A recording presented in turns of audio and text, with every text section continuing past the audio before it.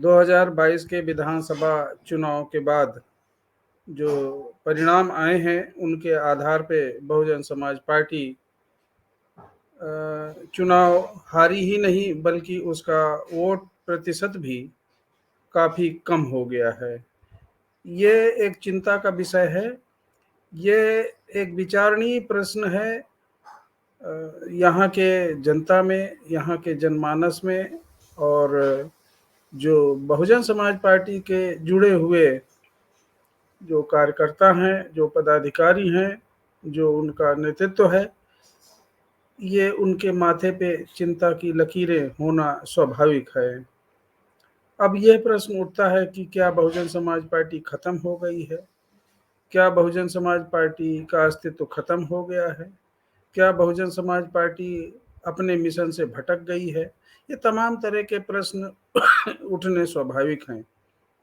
मगर बहुजन समाज पार्टी का इतिहास, ये जो आंदोलन है, बहुजन समाज पार्टी एक राजनीतिक दल ही नहीं, सामाजिक परिवर्तन का एक आंदोलन है, व्यवस्था परिवर्तन का आंदोलन है। कोई भी आंदोलन, चाहे किसी देश में, चाहे कभी भी किसी युग में, काल में कोई भी आंदोलन चला है, तो भारत के सामाजिक व्यवस्था की स्थिति 5000 साल पुरानी है। ये जो सामाजिक स्थिति है, विषमता है, असमानता है, जातिवाद है, तो ये 5000 साल की गुलामी भारत की, और इसको इतनी आसानी से विजय पाना, इस पे विजय पाना इतनी आसानी से संभव नहीं लग रहा है। कठिनता होगी, रास्ते में बाधाएं आएंगी, और विशेष रूप से उल्लेखनीय यह है कि वह वर्ग जो इस व्यवस्था को बनाए रखना चाहता है, जो इस व्यवस्था का कारण है, वो कभी नहीं चाहेगा कि ये विषमता या गैर बराबरी समाज में, ये जो इस तरह की असमानता है, वो खत्म हो, वो बनाए रखना चाहता है। बहुजन समाज पार्टी अपने मिशन में कहीं भी फेल नहीं हुई है, कहीं भी डाउन नहीं हुई है। बहुजन समाज पार्टी का जो मूल बहुजनवाद, अंबेडकरवाद, जो एक विचारधारा है, जिस विचारधारा को लेकर चल रही है, ये अंबेडकरवाद कहीं भी कमजोर दिखता नहीं है। ये जो विचारधारा है, ये लगातार बढ़ती ही जा रही है। तो बहुजन समाज पार्टी, किसी मामले में ये नहीं कहा जा सकता कि बहुजन समाज पार्टी की हार, ये मानने के लिए तैयार हैं सब लोग, सब इसको स्वीकार कर रहे हैं। लेकिन बहुजन मूवमेंट फेल हुआ है, बहुजन आंदोलन समाप्त हुआ है, समाप्त होने के कगार में है, ऐसा बिल्कुल नहीं है।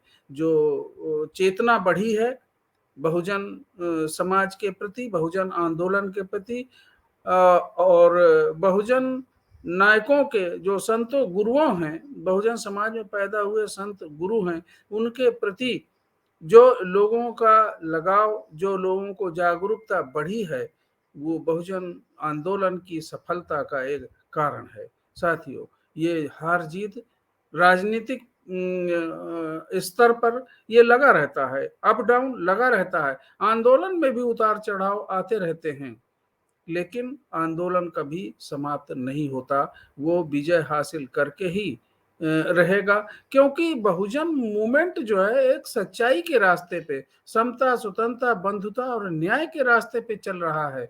झूठ, फरेब, छल कपट की राजनीति नहीं करता बहुजन मूवमेंट। मूवमेंट में सच्चाई है, और सच्चाई की विजय होके रहती है। साथियों, बहुजन समाज पार्टी ने 1989 से जो अपना चुनाव लड़ना शुरू किया था, बहुजन समाज पार्टी को 9.41% वोट मिली थी और 13 सीटें जीती थी बहुजन समाज पार्टी। 1991 में जब चुनाव हुआ तो 9.44% वोट मिली थी और 12 सीटें जीती थी। 1993 में सपा के साथ गठबंधन हुआ था, उस समय 11.12% वोट मिला था और 67 सीट बहुजन समाज पार्टी ने जीती थी। 1996 में कांग्रेस के साथ समझौता हुआ था, चुनाव का, उस समय बहुजन समाज पार्टी को 19.64% वोट मिली थी और 67 वोट जीती थी, 67 एमएलए जीते थे। 2002 में बहुजन समाज पार्टी का वोट प्रतिशत 23.06% हो गया था और सीटें जो जीती गई थी 2002 में वो 98 सीटें जीती थी और 2007 में बहुजन समाज पार्टी को 30.43% वोट मिला था और सीटों की संख्या 206 थी। पूर्ण बहुमत की सरकार बन गई थी। उस समय किसी के मुंह नहीं खुले थे, लोग खुश थे और कि बहुजन समाज पार्टी जीत गई, पूर्ण बहुमत की सरकार बन गई। सबको लग रहा था कि मायावती बहुत अच्छी है और मायावती ने अपने उसूलों पे चलकर, बहुजन समाज के सिद्धांतों पे, बहुजन मूवमेंट की विचारधारा पे चल के उन्होंने शासन चलाया और आज भी चाहे वो जो भी आलोचना कर रहे हों, लेकिन उनकी कुशलता, उनकी कार्य क्षमता और उनकी कार्यशैली से लोग प्रभावित हैं। यद्यपि 2012 में जब चुनाव हुआ तो वोट का प्रतिशत 25.91 हो गया और जो सीटें जीती थी वो 80 सीटें जीती थी। यह जो बहुजन समाज का आंदोलन जो बढ़ता जा रहा है, वोट प्रतिशत के आधार पे या पूर्ण बहुमत की सरकार भी बन गई, तो ये शुरुआत तो यहीं से जो मनुवादी लोग हैं, जो ये पार्टियां हैं, उनके पैरों के तले की नीचे की जमीन खिसकनी शुरू तभी से हो गई थी, 2002 से ही। उन्हें खतरा मंडराने लगा था कि हमारा अस्तित्व कहाँ रहेगा।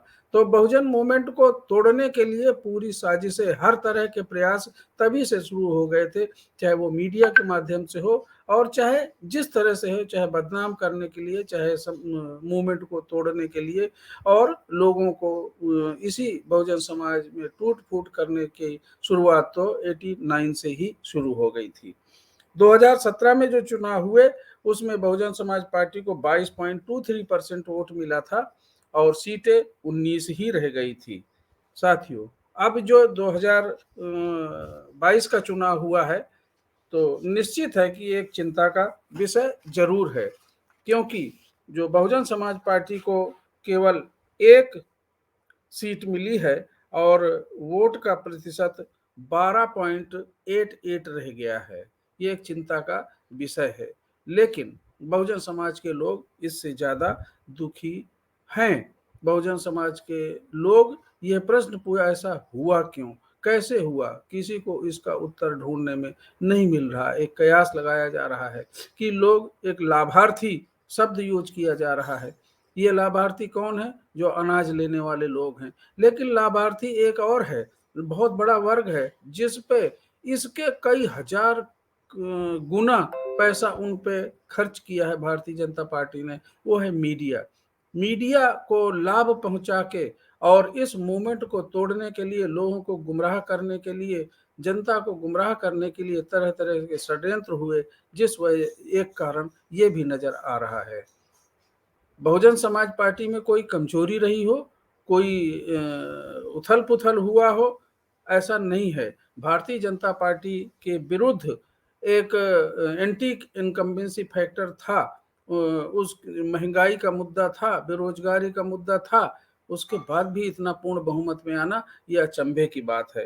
भारतीय जनता पार्टी को इस चुनाव में 2017 में 40.6% वोट मिला था, मगर इसमें 43.8% वोट मिला है, केवल 3% ही बढ़ी है।